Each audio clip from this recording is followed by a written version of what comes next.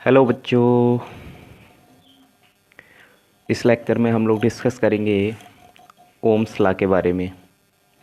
Ohm's law, resistance, factors on which it depends, conductivity and relation between current density, conductivity and electric field के बारे में। तो आइए start करते हैं ओम्स लॉ। ओम्स लॉ की डिफिनीशन क्या कहती है? It is states that at constant temperature pressure current flowing through a conductor is directly proportional to potential difference across its ends।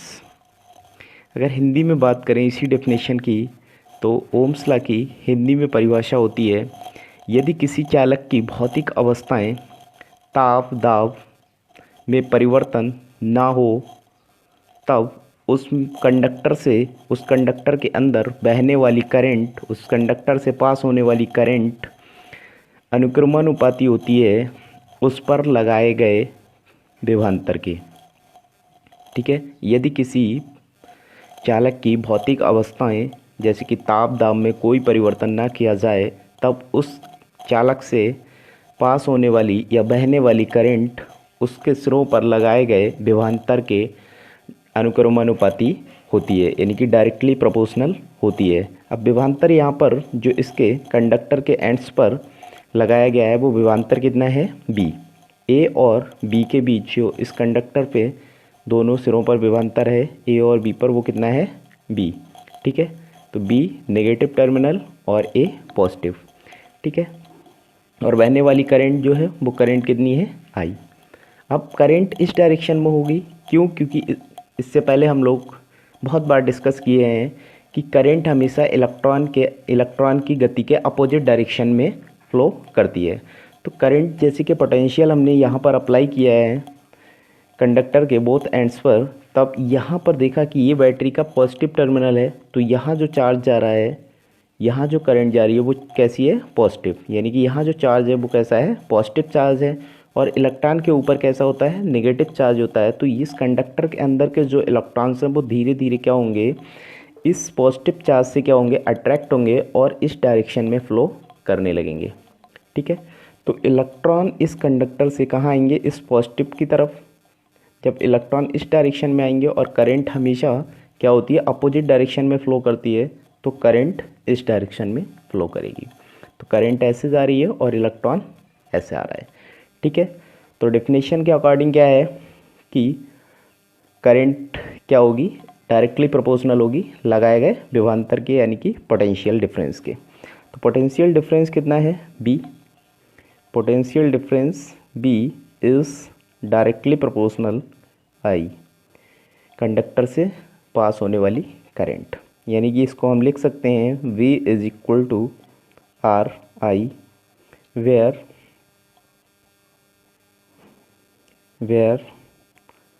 Are is constant. R कैसा है? नियत है। R क्या है? कांस्टेंट है। ठीक है, and it is called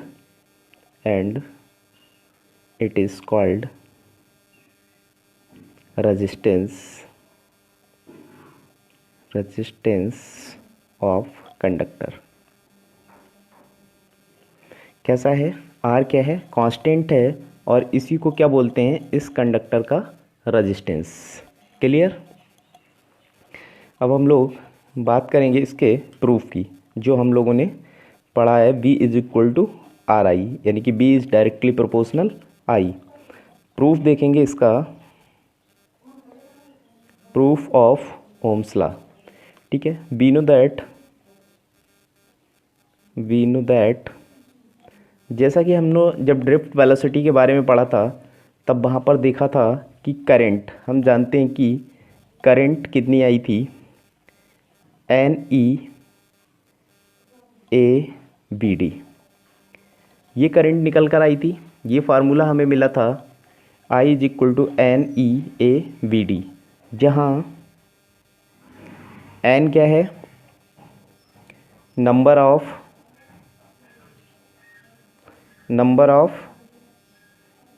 free electron per volume. ठीक है, BD क्या है? ड्रिफ्ट वेलोसिटी बोलते हैं इसको, ड्रिफ्ट वेलोसिटी, ठीक है। और ए क्या है, क्रॉस सेक्शनल एरिया, ई क्या है, चार्ज ऑफ इलेक्ट्रॉन। तो ये हम लोगों ने ड्रिफ्ट वेलोसिटी जब पढ़ी थी, तब ड्रिफ्ट वेलोसिटी में हमने ये रिलेशन पढ़ा था, I is equal to N E A B D, जहाँ बी डी ड्रिफ्ट वेलोसिटी है, N number of free electron per volume, ठीक है, ए क्या है, क्रॉस सेक्शनल एरिया है, और ई चार्ज ऑफ इलेक्ट्रॉन है, ठीक है। तो बी डी के बारे में हम लोग पढ़ चुके हैं।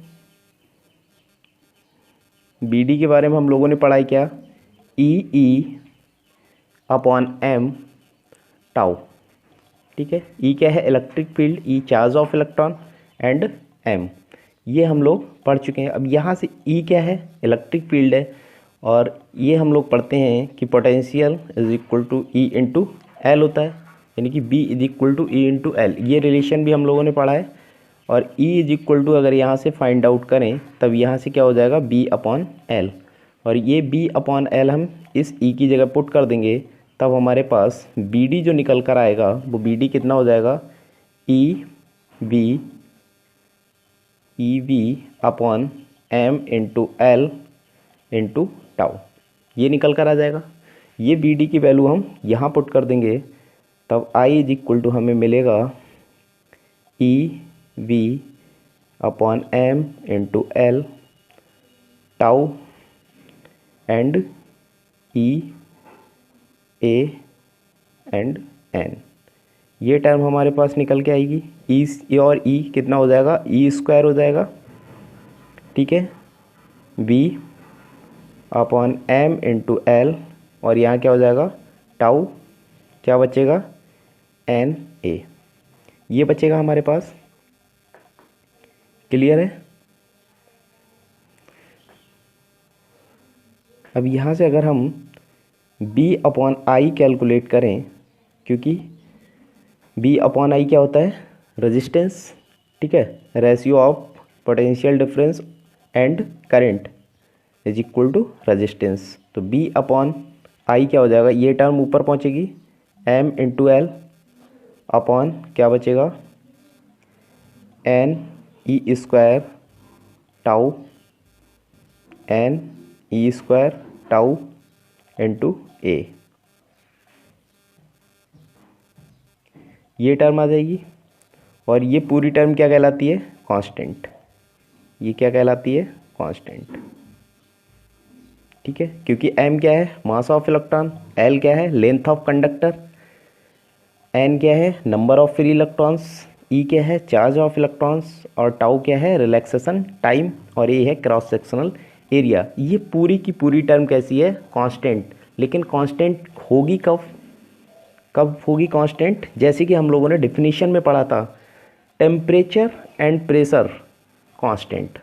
जब टेम्परेचर कांस्टेंट होगा, उस कंडीशन में जो है ये पूरी की पूरी टर्म कैसी होगी, कांस्टेंट होगी। अगर टेम्परेचर कांस्टेंट नहीं होगा, टेम्परेचर इंक्रीज करेगा, तो कंडक्टर की लेंथ यानी कि वायर भी क्या करेगा, इंक्रीज करेगा, तब ये भी इंक्रीज हो जाएगा, ठीक है। यहाँ पे टाउ क्या है, जब कंडक्टर का जब टेम्परेचर इंक्रीज करेंगे, तब जो दो इलेक्ट्रॉन्स के बीच कॉलिजन्स का टाइम पीरियड होगा, वो टाइम पीरियड भी क्या होगा, डिक्रीज करेगा, क्योंकि इलेक्ट्रॉन जैसे ही उसको एनर्जी मिलेगी, इलेक्ट्रॉन तेज़ी से भागेगा, तो उन दोनों के बीच क्या होगा, जो रिलैक्सेशन टाइम टाउ आता है, ठीक है, वो भी कैसा होगा, डिक्रीज होगा, यानी कि ये भी चेंज हो जाएगा, ठीक है।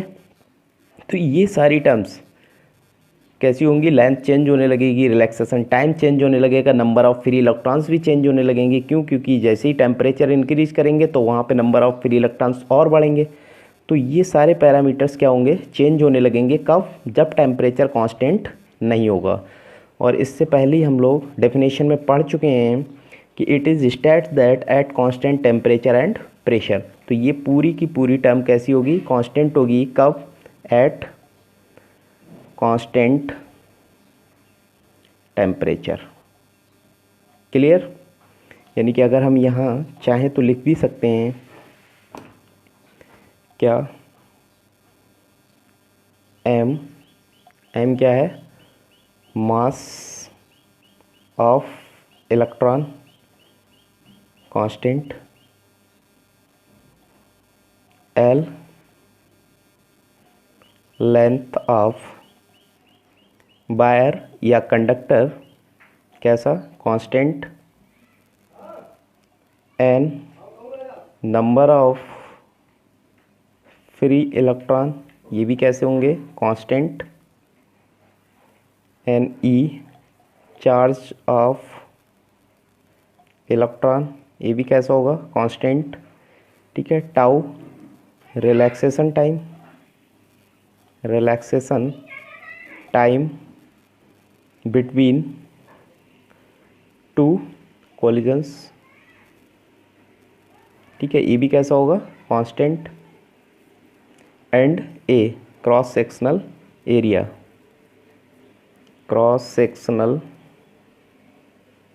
एरिया और ए भी कैसा होगा कांस्टेंट। कब ये सभी के सभी पैरामीटर्स कब कांस्टेंट होंगे, एट कांस्टेंट टेम्परेचर। ठीक है, जिस समय इस सब कांस्टेंट होने के लिए ये कंडीशन होनी चाहिए, टेम्परेचर कैसा होना चाहिए कांस्टेंट होना चाहिए, और ये पूरी की पूरी टर्म क्या हो गई कांस्टेंट हो गई। यानी कि इसको हम लिख सकते हैं V upon I is equal to R. यही हमारा ओम्स लॉ होता है। Ratio of potential difference and current is called resistance. ठीक है, आर क्या है रेजिस्टेंस, तो V upon I is equal to R, और वो हम लोग यहाँ से भी लिख सकते हैं क्या, R is equal to V upon I. तो ये था प्रूफ ओम्स लॉ का। इसके आगे हम लोग बात करेंगे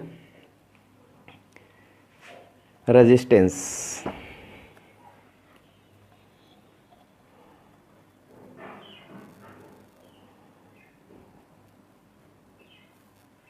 अभी प्रूफ में भी हम लोगों ने रेजिस्टेंस देखा था, क्या आया था बी अपॉन आई। इसको डेफिनेशन के तौर पे अगर लिखें तो लिख सकते हैं it is defined as the ratio of potential difference across ends of conductor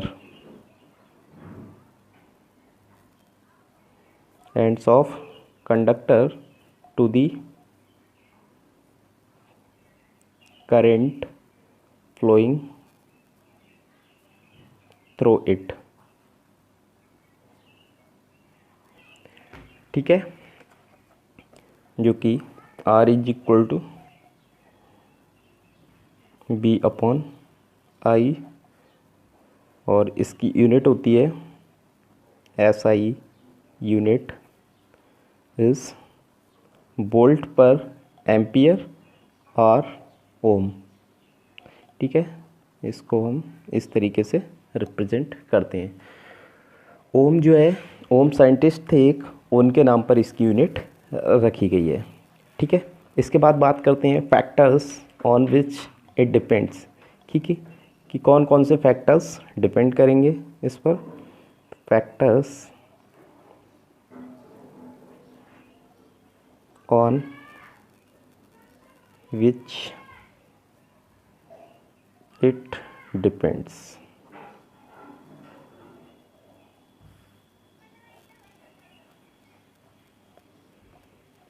अभी इससे पहले हम लोगों ने देखा था कि the resistance of a conductor is directly proportional to the length of the conductor. क्या होता है, फर्स्ट पॉइंट की अगर बात करें तो the resistance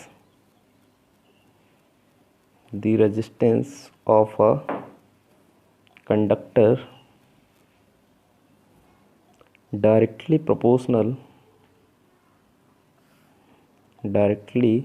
proportional to length of wire या कंडक्टर। ठीक है, यानी कि R is directly proportional L। जैसे जैसे लेंथ बढ़ेगी उसका रेजिस्टेंस क्या करेगा, इंक्रीज करेगा। क्लियर। सेकेंड पॉइंट है the resistance of a wire और conductor inversely proportional to cross sectional area.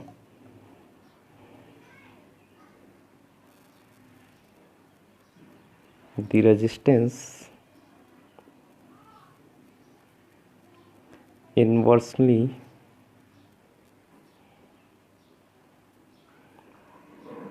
proportional to cross sectional area, यानी कि R is inversely proportional A। ठीक है।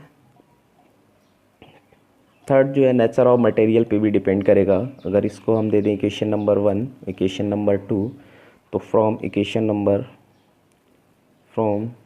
नंबर 1 एंड 2 यहाँ से हम लोग लिख सकते हैं R is directly proportional L upon A, या R is equal to rho into L upon A, where rho is the resistivity,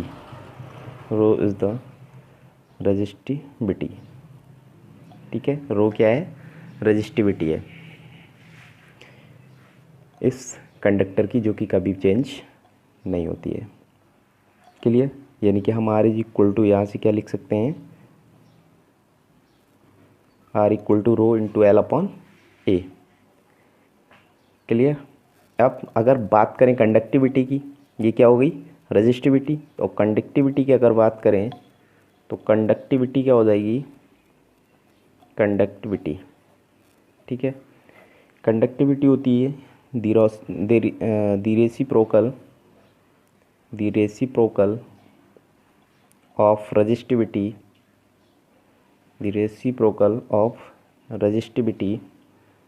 is called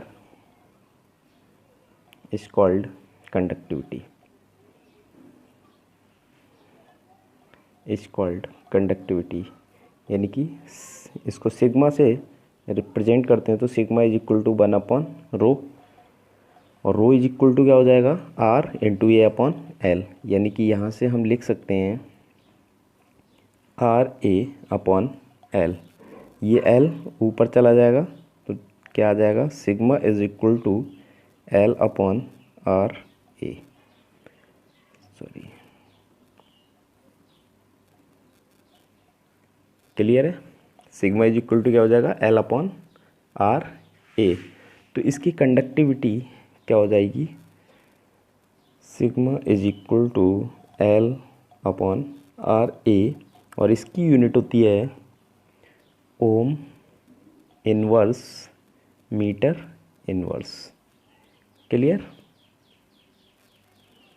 या लिखे तो मुंह पर मीटर भी लिखते हैं। इसके बाद बात करेंगे हम लोग relation between current density,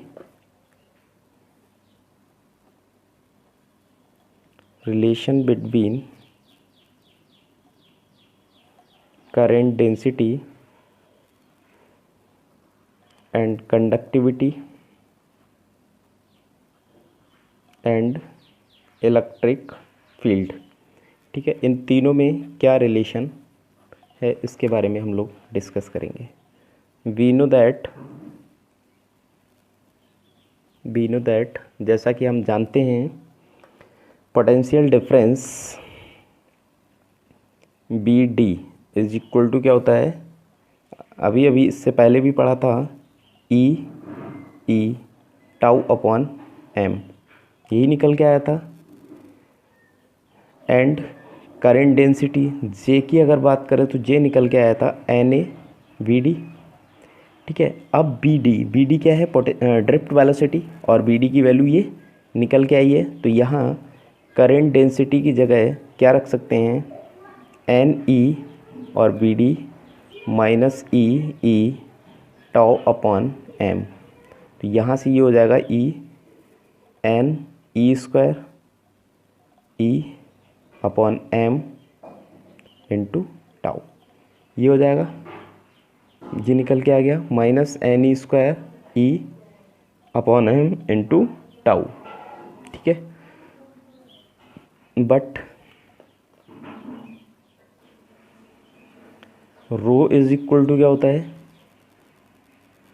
m upon N E square into tau. ठीक है, तो m N E square E, तो इस पूरी टर्म की जगह हम क्या रख सकते हैं, या N E square E upon M है, और यहाँ m upon N E square tau is equal to rho है, तो यहाँ इस टर्म के जगह हम रख सकते हैं क्या, 1 अपॉन रो। ठीक है, क्या लिख सकते हैं, 1 अपॉन रो, यानी कि यहाँ से j इज इक्वल टू क्या आ जाएगा, j is equal to 1 by rho into tau. ये निकल के आ जाएगा। टाउ क्या है, टाउ क्या है, relaxation time. Clear.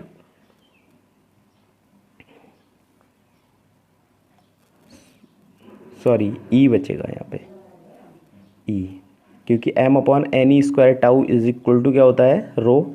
Tau N E square upon M की जगह हम क्या रख देंगे, रो। तो यहाँ से बचेगा हमारे पास ई। ठीक है, 1 J is equal to 1 upon rho into E, और इसी को हम लिख सकते हैं क्योंकि 1 अपॉन रो क्या है, रेसिप्रोकल ऑफ, जैसे कि यहाँ हमने कंडक्टिविटी के लिए पढ़ा था, the reciprocal of resistivity is called conductivity. ये क्या है, 1 अपॉन रो है। ठीक है, तो इसकी जगह हम क्या रख सकते हैं, sigma. Sigma is the conductivity. ठीक है, तो जे इज इक्वल टू क्या निकल के आएगा, सिग्मा इंटू ई। और यही अगर हम कहें तो यही फॉर्म होती है किसकी, ओम्स लॉ की वेक्टर फॉर्म। वेक्टर फॉर्म में अगर ओम्स लॉ को लिखते हैं तो यही लिखते हैं, J is equal to sigma into E. Clear. ठीक है, क्योंकि हम लोग क्या लिखते हैं वहाँ पर, B is equal to I R, यही तो होता है, V is equal to I R. ठीक है, अब R यानी कि B क्या है, B पोटेंशियल है, और पोटेंशियल को अगर वेक्टर फॉर्म में देखें तो वेक्टर फॉर्म में हम लोग क्या लिखते हैं, E। वेक्टर फॉर्म में क्या लिखते हैं इसको, पोटेंशियल को E। और I क्या है, करंट, यानी करंट की अगर बात करें तो करंट को हम किस में लिखेंगे, J की फॉर्म में, यानी कि इसको क्या लिखेंगे, J वेक्टर फॉर्म में करंट डेंसिटी। और R क्या है, रेजिस्टेंस। रेजिस्टेंस को क्या लिखते हैं, 1 बाई रो, यही तो लिखते हैं। 1 बाई रो क्या होता है, सिग्मा, यानी कि हमारे पास क्या आएगा, सॉरी, R को क्या लिखेंगे, रो। ठीक है, तो E vector is equal to J vector, और रो क्या है, 1 अपॉन सिग्मा। तो यहाँ से सिग्मा इधर मल्टीप्लाई हो जाएगा, क्रॉस मल्टीप्लाई, तो J vector is equal to क्या बचेगा, सिग्मा E वेक्टर। तो ये निकल के आता है रिलेशन।